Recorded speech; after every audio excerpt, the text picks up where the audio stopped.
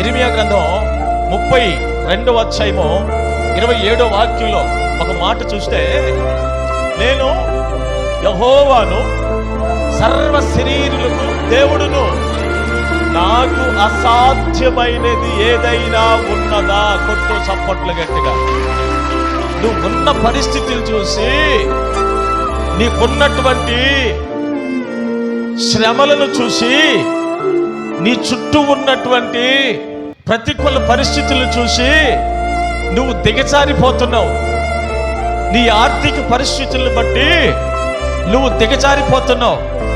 నీ కుటుంబ పరిస్థితులను బట్టి నువ్వు దిగజారిపోతున్నావు. నేను ఎవరో నీకు తెలుసా?